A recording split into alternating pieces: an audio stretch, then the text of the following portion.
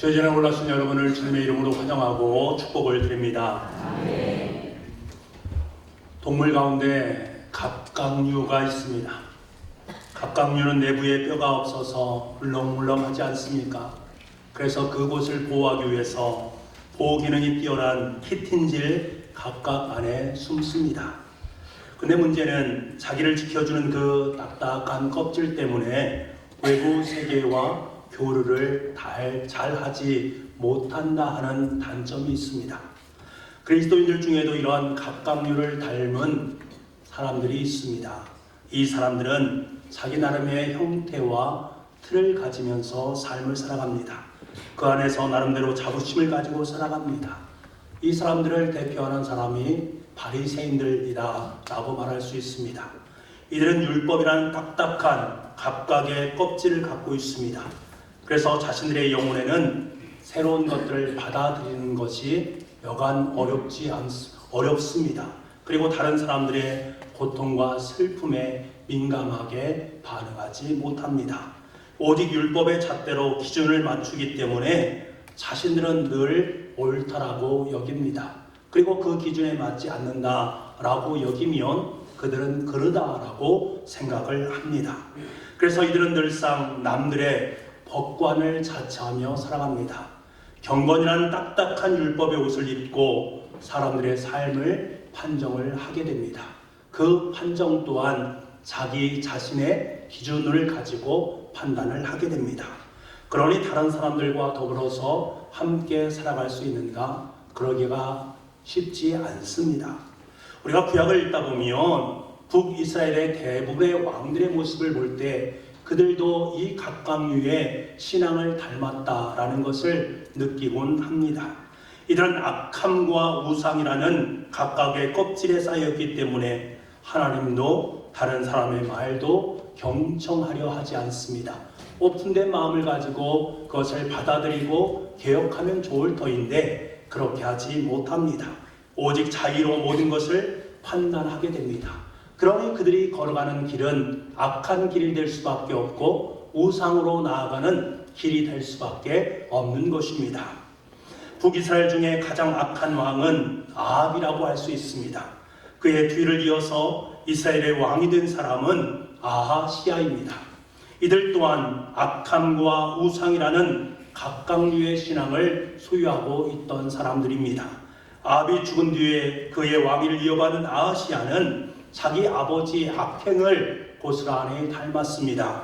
그리고 우상을 숭배하고 하나님의 말씀에 불순종하는 인생을 살아가게 됩니다. 좋은 일을 따라해도 모자랄 판에 나쁜 본보기를 그대로 답습을 하고 있습니다. 이것에 대해서 열왕기상 22장 53절에는 이렇게 기록을 하고 있습니다. 이스라엘의 하나님 여호와를 노하시게 하기를 그의 아버지의 온갖 행위같이 하였도다.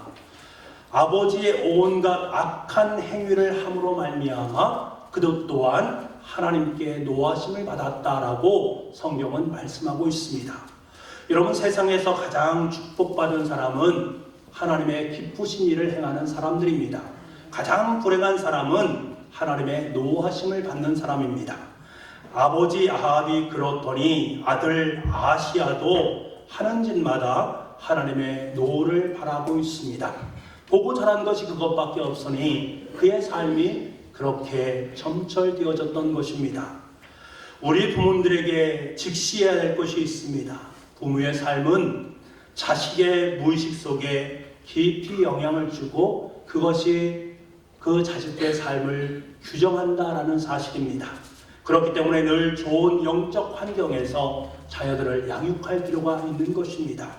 부모로서 우리가 고민해야 되는 것은 아이가 왜 내 뜻대로 잘 자라지 않는가? 왜 내 마음대로 내 신앙을 닮아가지 않는가? 라고 말하기 이전에 과연 나는 부모로서 하나님의 말씀 앞에 얼마나 진지하게 살아가고 있는가? 내 자녀에게 본이 될 만큼 내가 말씀의 사람으로 이 땅의 삶을 살아가고 있는가 질문을 던져야 합니다. 아합이 죽자마자 왕위를 이어받은 아하시야가 처음 직면한 상황은 모압의 반역이었습니다.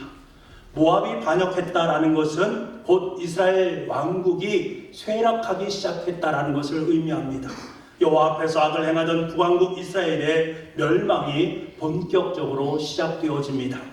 그런데 엎친 데 겹친 격으로 아시아 왕은 뜻밖의 사고로 부상을 당하게 됩니다. 사마리아에 있는 다락 난간에서 떨어지게 됩니다. 그러므로 말미암아 그가 중병을 얻게 되어집니다. 그로 말미암아 근심하게 됩니다. 그렇다면 그의 삶은 어떻게 앞으로 진행되어져야 하는가? 그가 그러한 상황 속에서 취한 행동은 과연 무엇인가? 참으로 어처구니 없는 일을 하게 되는데 자신이 그 상황 속에서 회복될 수 있는지 없는지를 에그르메신 바알세붑에게 사람을 보내어서 알아보게 한 것입니다. 바알세붑은 파리의 왕이라는 뜻입니다. 학자들은 이것에 대해서 파리의 형상을 우상으로 만든 것이다 라고 말하는 분도 있고, 파리가 전염시키는 질병에서 보호해주는 신이다 라고 여기는 그러한 것으로 생각하는 것이 있다 라고 말합니다. 그래서 바알세붑이라는 뜻은 파리의 왕, 그것은 우상이라는 것을 분명히 하고 있습니다. 여러분, 얼마나 기가 찰 일입니까? 생명의 위협을 느낄 정도로 아픈 와중에 왕이 생각한 것은 자신의 생사 여부를 우상의 신에게 묻고 있는 것입니다. 이것은 아시아가 얼마나 깊이 우상에 빠져 있는가라는 사실을 우리에게 잘 말씀해 주고 있고, 그의 영적인 상태가 얼마나 황폐했는지를 우리에게 단적으로 보여주는 것입니다. 사랑하는 여러분, 누구에게나 사고는 닥칠 수 있습니다. 누구에게나 어려움은 임할 수 있습니다.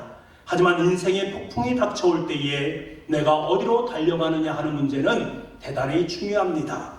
문제가 생겼을 때에 누구의 도움을 요청하는가는 대단히 중요한 것입니다. 이것이 바로 내가 평소에 생각하는 신념과 내 영혼의 상태를 그대로 반증해 주는 것이기 때문에 그렇습니다. 여러분 어떻습니까? 인생의 폭풍 앞에서, 인생의 난제 앞에서 여러분 어떠한 행동을 취하고 계십니까? 아시아처럼 파리 왕에게 쪼르르 달려가서 내가 어떻게 될지를 그에게 묻고 있습니까? 아니면 유력자에게 달려가서 그에게 내 인생을 내어 맡기고 있습니까? 아니면 문제 해결자 되시는 하나님의 도움을 구하면서 기도의 자리로 나아가고 있습니까?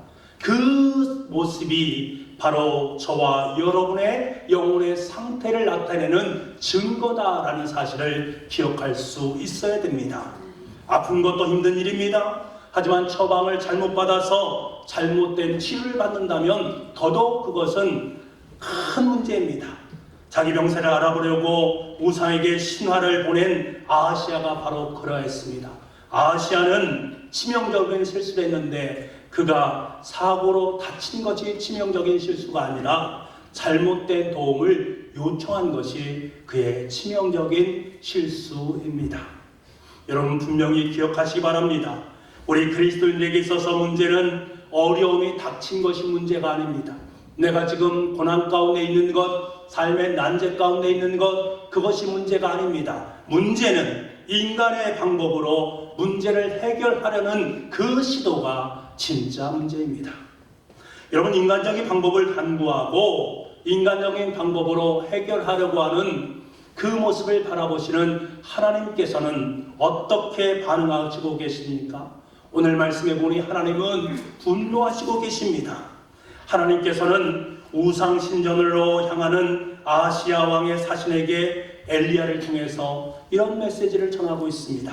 우리 3절과 4절 말씀을 함께 읽어보겠습니다. 3절과 4절입니다. 시작.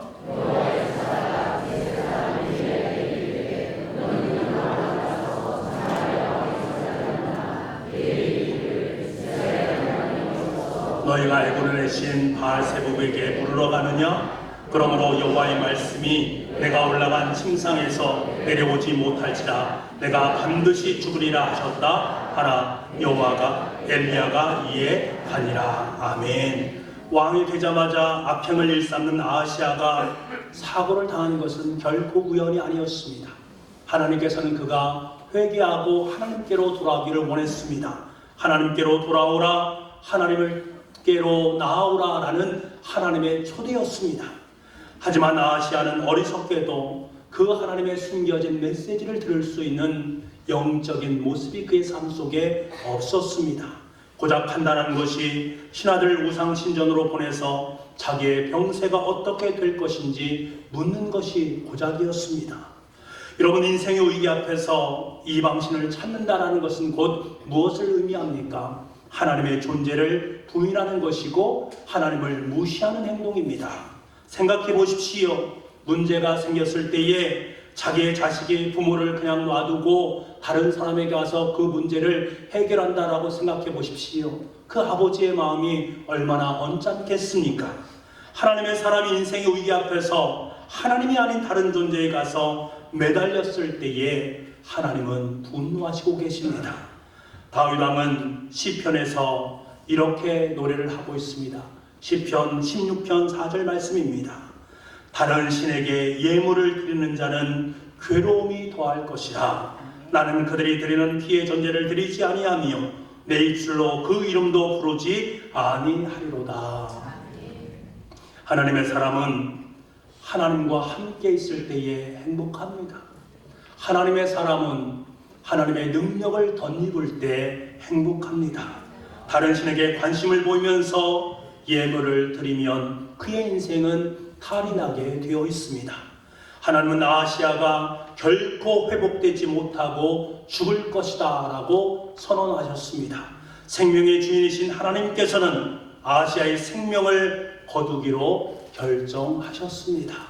이제 죽음 앞에서야 비로소 아하시아는 자신이 의지했던 바알세봅이 얼마나 무력한가라는 그 우상의 실체를 깨달을 것입니다. 또한 자신이 무시한 하나님의 말로 온 우주를 다스리시고 생명을 주관하시는 전능하신 하나님임을 분명히 깨달아 알게 될 것입니다. 사랑하는 성도 여러분, 우리가 살아가는 것은 내가 잘나서가 아니라 모든 것이 하나님의 은혜의 덕분입니다. 내가 살아있음은 하나님께서 살려두시기 때문이요, 살려두시는 까닭은 나를 통해 이루시고자 하는 거룩한 하나님의 사명이 있기 때문입니다. 하나님을 거역하고 하나님의 거룩한 목적을 위해 살기를 거부한다면 더 이상 우리는 이 땅에서 살아갈 의미가 없는 것입니다. 그래서 하나님은 아하시아의 생명을 끝내 버리시기로 결정하셨습니다. 사자들로부터 하나님의 예언을 전해들은 아하시아 왕은 금세 이 예언을 전한 사람이 엘리야다라는 것을 깨달았습니다. 이미 엘리야는 아하시아의 아버지였던 아합의 죽음을 예언했었습니다. 그리고 그 예언대로 아합 왕은 죽었습니다. 이 사실을 잘 알고 있었던 아하시아는 자신에 대한 죽음의 예언 앞에 적잖이 놀랐을 것입니다. 사실 이것은 아하시아가 회개할 수 있는 절호의 기회 아닙니까? 하지만 슬프게도 강팍해진 아하시아는 마지막 기회마저도 놓쳐버리고 말았습니다. 여러분, 우리 인간의 지식이 우리 인간을 구원하지 못합니다. 아하시아는 아버지인 아합으로부터 교훈을 얻어서 잘 알고 있습니다. 하나님을 거스르는 삶의 결과가 무엇인지를 아버지로부터 똑똑히 보았습니다. 하지만 알고 있었을 뿐 그 알물 삶으로 살아내지 못하고 회개하지 못했습니다. 여러분, 아는 것과 행하는 것은 완전히 별개의 것입니다. 저는 성경에 대해서 많이 알고 있는 성도님을 잘 알고 있습니다. 말만 하면 성경 말씀을 인용을 합니다. 하지만 그 성경 말씀이 자신의 삶 속으로 고스란히 드러나지 못하는 그의 모습을 봅니다. 그분이 계신 곳에는 늘 갈등이 조성되고 파당이 지어집니다. 그럼에도 불구하고 아는 것을 강조합니다. 여러분, 아는 것이 힘이지만 아는 것이 삶이 되지 못할 때 그것은 다른 사람에게 상처를 주고 아픔을 주고 자신의 의가 되어버린다라는 이 사실을 아하시아를 통해서 우리는 분명히 기억할 수 있어야 됩니다. 하나님의 말씀을 많이 아십시오. 그리고 그 말씀을 하나님의 삶의 모습으로 아름답게 순종으로 살아갈 수 있는 여러분이 되실 수 있기를 간절히 소망합니다. 아하시야는 회개하기는커녕 도리어 분노하면서 무장한 신의대 50명을 엘리야에게 보냈습니다. 감히 그런 예언을 전한 엘리야를 잡아서 처벌하기 위함이었습니다. 엘리야에게 간 이 기병대의 질관은 산 꼭대기에 앉아있는 엘리야에게 오만방자하게 외치기 시작합니다. 9절 말씀입니다. 우리 9절 말씀을 함께 읽어보겠습니다. 시작. 이에 59장과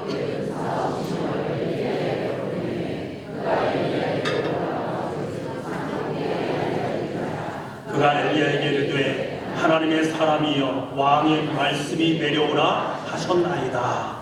그런 말씀을 자세히 보십시오. 이 말이 얼마나 모순된 말입니까? 하나님의 사람이라고 불러놓고 정작 왕의 명령을 받아서 내려오라라고 말을 하고 있습니다. 다시 말하면 하나님보다 왕의 권위를 더 높이고 더 앞세우고 있는 그의 모습을 보게 됩니다. 진정 하나님의 사람이라는 확신이 있다면 왕이 직접 와서 하나님의 말씀을 받아야 되지 않겠습니까? 아니면 깍듯하게 예우로서 대우를 해야 되는데 전혀 그렇게 하지 아니하고 도리어 오만방자한 모습을 취하고 있습니다. 이에 대해서 엘리야는 10절에서 다음과 같이 대답을 합니다. 뭐라고 대답합니까? 우리 10절 말씀을 함께 보겠습니다. 시작. 엘리야가 59장에 대답하여 이르되 내가 만일 하나님의 사람이면 불이 하늘에서 내려와 너와 너의 50명을 살을지로다 하매 불이 곧 하늘에서 내려와 그와 그의 군사 50명을 살랐더라. 아멘. 여러분, 엘리야가 누구입니까? 전에 갈멜산에서 하나님의 영광을 위해서 850명의 우상을 섬기는 선지자들과 맞서 싸웠던 사람 아닙니까? 하나님께서는 하나님의 권위에 도전하는 이 오만한 군사들을 하늘에서부터 불을 내리셔서 그들 모두를 불사르셨습니다. 유효상종이라더니 패역한 왕의 패역한 부하들은 순식간에 비참한 죽음을 맞이하게 되었습니다. 여러분, 하나님은 만우리 여김을 받으실 분이 아니십니다. 하나님은 좋은 분이시지만 우리가 함부로 대해서는 안 될 분이십니다. 하나님은 놀리는 자세, 조롱하는 자세로 하나님을 대하게 된다면 하나님은 분노하십니다. 하나님께 합당한 영광을 올려드리는 것이 하나님의 사람들의 태도입니다. 주님 임재 앞에 나아갈 때는 겸손하게 나아갈 수 있는 은혜가 있어야 됩니다. 교만한 마음을 버리고 하나님을 높일 수 있는 저와 여러분의 삶이 될 수 있기를 간절히 소망합니다. 부하들이 전멸당한 이 기막힌 상황 앞에서 아하시야는 그때라도 놀라서 하나님 앞에 회개해야 되지 않겠습니까? 하지만 아하시야는 또 한 번 50명의 무례한 친위대를 보냅니다. 이런 우매한 자는 실패를 통해서 배우면 좋을 터인데 우매한 자는 실패를 통해서 배우기가 어렵습니다. 잠언서 27장 22절 말씀에 보면 이렇게 우매자에 대해서 말씀을 하고 있습니다. 미련한 자를 곡물과 함께 절구에 넣고 공의로 찌을지라도 그의 미련은 벗겨지지 아니하느니라. 미련한 사람, 우매한 자는 아무리 하나님께서 교훈을 주셔도 그것을 깨닫지 못하고 회개의 자리로 돌아오지 못한다는 거예요. 아하시야의 이런 바보 같은 실수는 또 한 번의 참극을 불러오게 됩니다. 두 번째로 간 50명의 군사도 왕의 권위를 앞세워 교만한 태도로 속히 내려오라 라고 재촉하다가 똑같은 재앙을 당하고 멸망을 받게 됩니다. 두 차례에 걸쳐 부하들의 죽음에도 불구하고 아하시야의 모습을 보십시오. 또다시 세 번째로 군사들을 보내고 있습니다. 참으로 우매하고 강팍한 지도자가 아닐 수 없습니다. 각각류의 인생은 이러한 우매한 일을 버림으로 말미암아 다른 사람에게 많은 상처를 안기게 됩니다. 이 군사들이 무슨 잘못이 있겠습니까? 그런데 다행히도 세 번째로 간 군사들의 지휘관은 대단히 현명한 사람이었습니다. 그는 엘리야 앞에 꿇어 엎드려서 겸손하게 간절하게 애원을 합니다. 13절 말씀입니다. 우리 13절 말씀을 함께 읽어보겠습니다. 시작.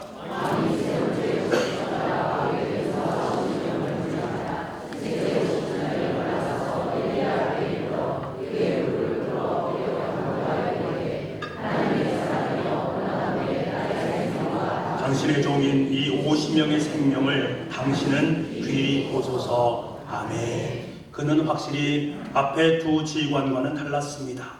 왕의 명령에 어쩔 수 없이 오긴 왔지만 이전의 두 지휘관의 오만함과는 달리 공손한 태도로 엘리야에게 자비를 호소하고 있습니다.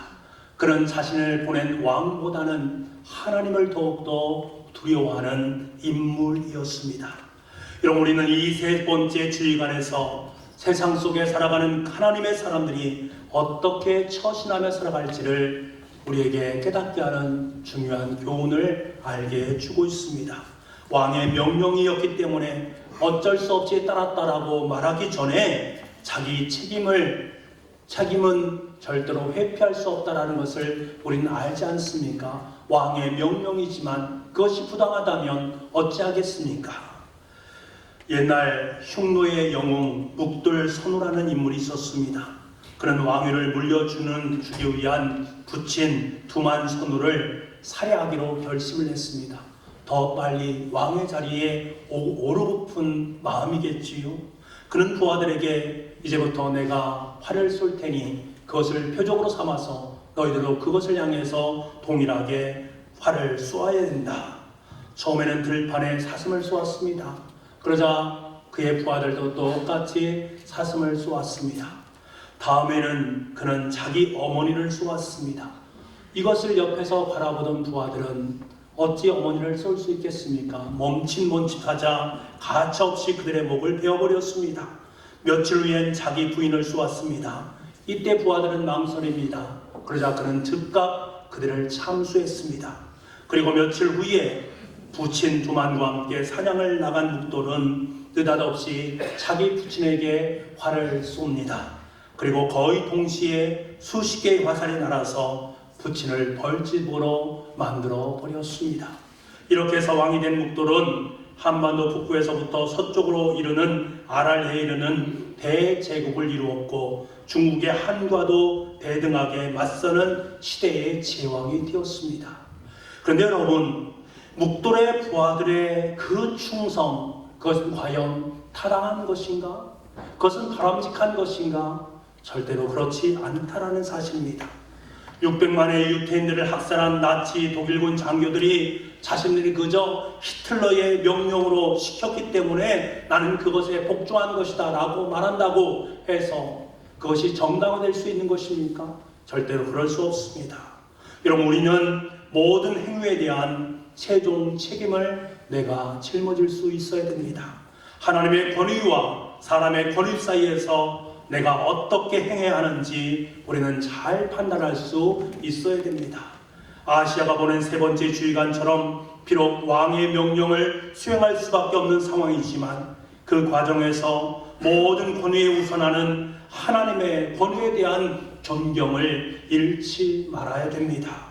우리가 영적 분별력을 가져야 될 이유가 바로 여기에 있는 것입니다. 하나님의 권위와 사람의 권위 사이에서 내가 선택할 것이 무엇인가를 분명히 바라볼 수 있는 능력이 우리 가운데 있어야 됩니다.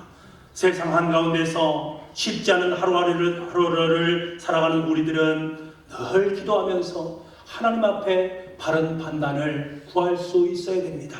하나님 앞에서 하나님의 선하시고 하나님의 기뻐하시고 하나님의 온전한 뜻이 무엇인가를 늘 분별할 수 있는 마음을 마음속에 품어야 됩니다. 그렇기 때문에 우리는 늘상 날마다 하나님 저희 삶 속에 영적인 분별력을 허락하여 주옵소서. 하나님의 권위와 세상 권위 가운데 하나님의 권위를 선택하고 그 권위에 복종할 수 있는 능력과 힘을 공급하여 주옵소서. 고백하며 살아갈 수 있는 우리가 되어야 합니다. 이럴 때 하나님은 그 성도를 귀하게 여기시고 그 성도를 통해 하나님의 아름다운 역사를 써내려가는 줄 믿습니다. 하나님의 권위에 복종하실 수 있기를 원합니다. 그 권위에 복종하며 그 길을 따라 나설 수 있는 저와 여러분들 수 있기를 간절히 소망합니다. 세 번째 주의관의 겸손한 간구가 있음을 위해 하나님의 사자는 엘리야에게 두려워하지 마라, 그와 함께 아시아 왕에게 나아가라 라고 말씀하십니다. 그러니까 엘리야는 왕의 명령에 호출해서 왕에게로 나아간 것이 아니라 하나님의 명령에 반응해서 왕에게 나아간 것입니다. 다시 말하면 하나님의 허락이 없으면 아무리 제왕의 명령이라 할지라도 노할 수 있는 담대함을 갖고 있었던 사람이 엘리야였습니다. 하나님의 명령이라면 모든 것에 예스로 화답할 수 있는 하나님의 권위에 복종하고 있는 엘리야의 모습을 만나게 됩니다. 아시아 앞으로 왕 앞으로 간 엘리야는 자신이 이미 신하들에게 전했던 그 예언의 말씀을 다시 한번 담대히 전합니다. 왕이 병든 중에 우상의 신의 도움을 구했기 때문에 하나님께서는 진노하셨습니다. 그리고 다시는 회복치 못하도록 당신을 죽일 것입니다 라고 선포합니다. 여러분, 사실 왕의 목전에서 이렇게 말을 한다는 것 쉬운 것은 아닙니다. 죽음을 각오해야 되는 일입니다. 하지만 엘리야는 하나님의 말씀의 신실함과 권능을 믿었기 때문에 왕의 권세가 두렵지 않았습니다. 오직 하나님의 말씀에 순종하는 것, 그것이 그에게 가장 중요한 사역이었기 때문입니다. 하나님의 사람의 안전은 하나님께서 책임져 주십니다. 엘리야의 안전은 하나님께서 책임져 주십니다. 저와 여러분의 안전은 하나님께서 책임져 주십니다. 사랑하는 부가족 여러분, 우린 늘 선택의 삶을 살아가야만 합니다. 아시아처럼 하나님 대신 이방신을 쫓는 삶을 살아갈 것인가, 엘리야처럼 하나님의 말씀이 그대로 이루어짐을 믿고 순종의 삶을 살아갈 것인가, 늘 선택하는 인생이 우리네 인생입니다.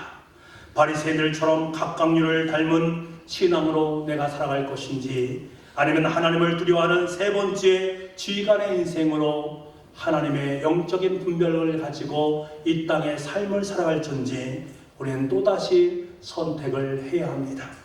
여러분, 온갖 우상이 난무하는 세상 속에서 하나님 외에는 그 어떤 것도 선택하지 않을 용기와 힘을 하나님으로부터 공급받으실 수 있기를 간절히 소망합니다. 그래서 딱딱한 악함과 우상의 껍질을 벗어버리고 당당히 여호와의 짧지 않은 손을 의지하며 살아가는 믿음의 성도들, 말씀의 성도들, 순종의 성도들이 다 될 수 있기를 간절히 소망합니다. 기도하겠습니다.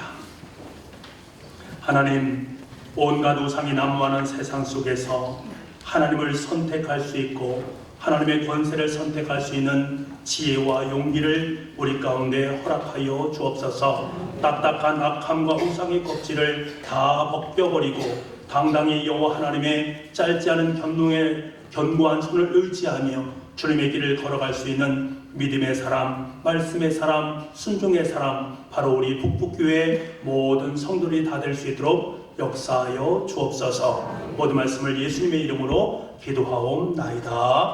아멘.